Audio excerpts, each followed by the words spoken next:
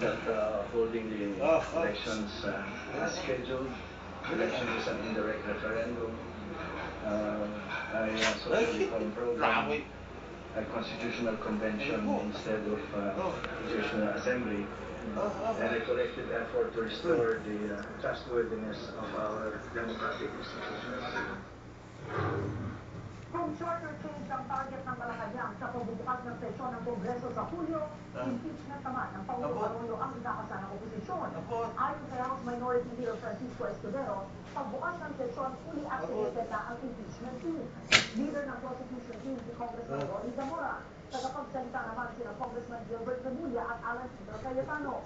Bukod sa dayaan sa May 2004 elections, kalapit ng bagong reklamo ang annualized loss of public trust sa pagpapatupad ng calibrated preemptive response policy, abuse of authority sa pagpapatupad ng Executive Order 464, at ang Proclamation 1017 o limited state of emergency.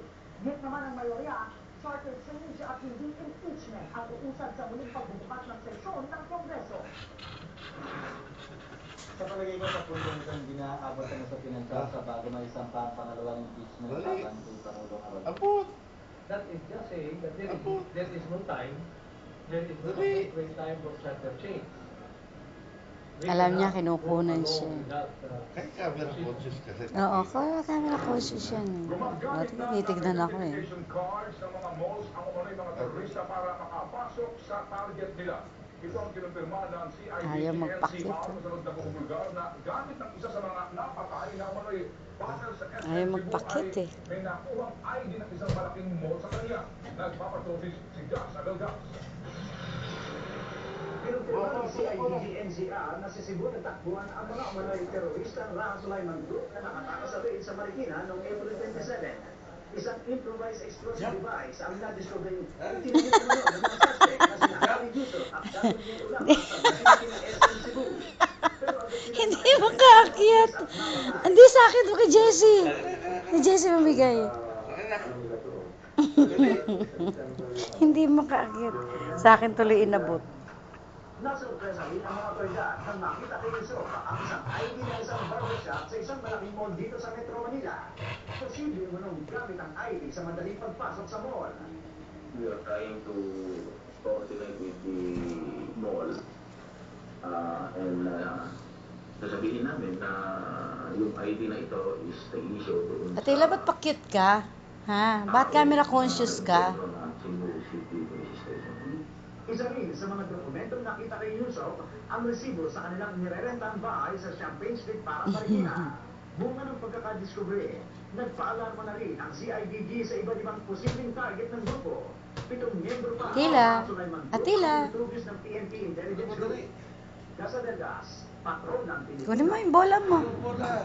Patay ang bayaw ng mayor ng Kalumpit, Bulacan at 3 iba pa ang maluhang sugatan matapos sampangan ng mga hinihinarang hired killers. Nagpapatrol si Kay Ruiz.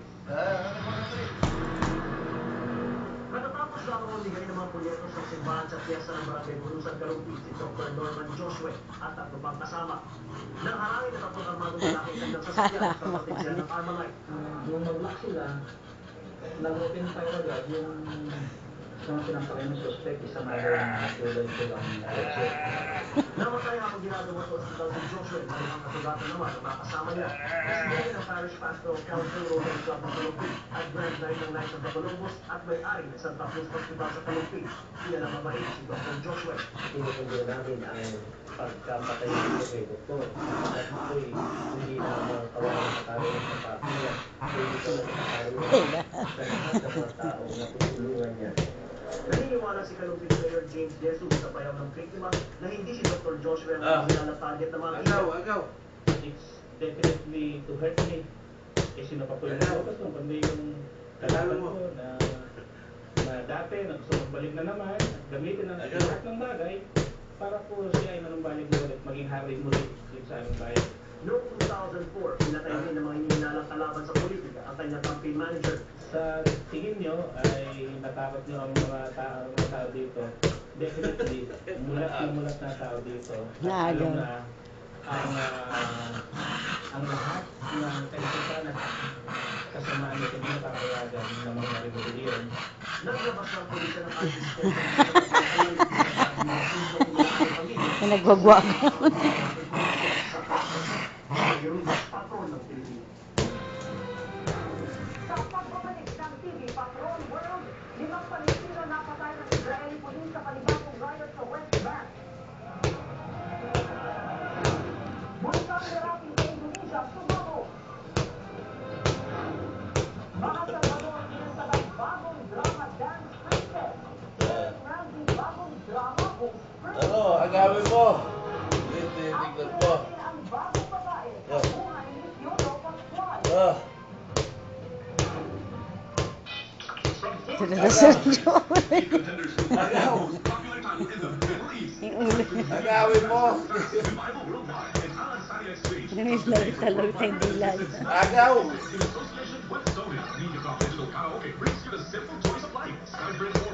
Your personalized door-to-door service is out of World Without Strangers. SLS production in Star Studio Magazine Middle East Edition. The official magazine presents TFC Rockstar 2006 Grand Middle East. Agawin mo. Will be the 2006 TFC Rockstar.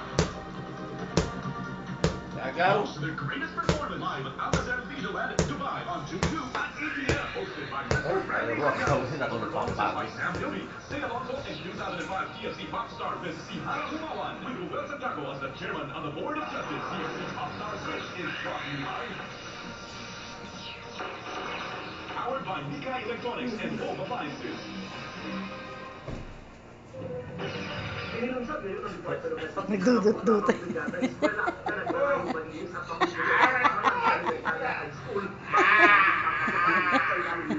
Isang linggo makakatuwang ng DepEd ang mga magulang at mga estudyante sa pagkikita sa mga eskwelahan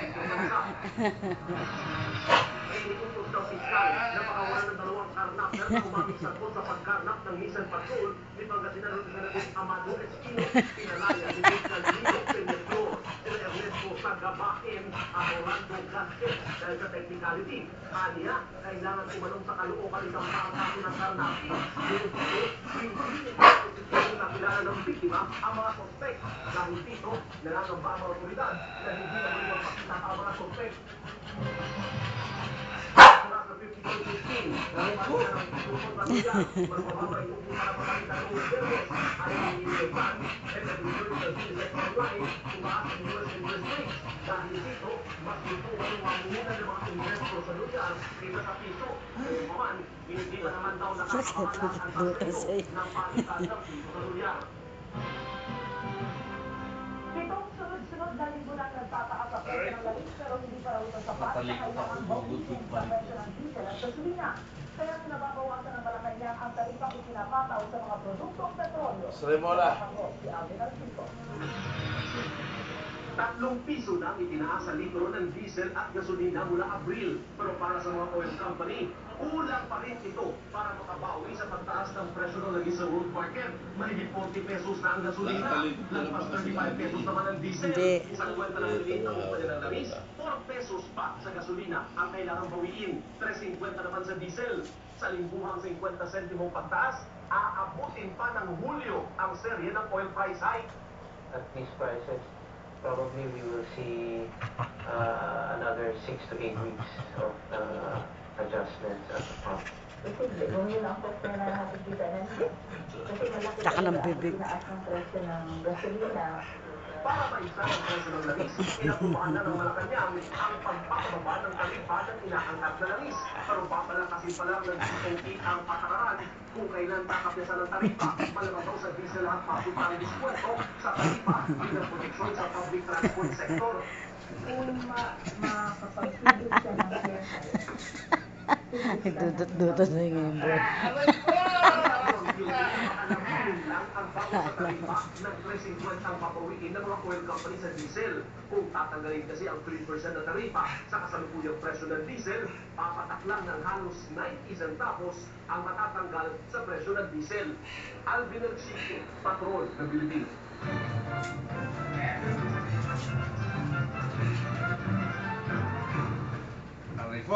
Tuluyan ng sumagot ang bulkan ng Mount Indonesia. Sumiklab naman ang riot sa West Bank na mabaril ng Israeli police ang 5 Palestino. Nagbabalik si Alvin Alcito.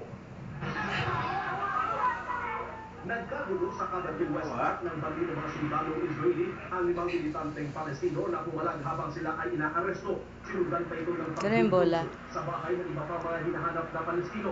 Sa galit ng mga residente, pinagpabato nila ang sasakyan ng mga Israeli. Ito na ang pinakamadugong riot sa West Bank mula ng talakayin ng Israeli forces ang Balaka refugee camp noong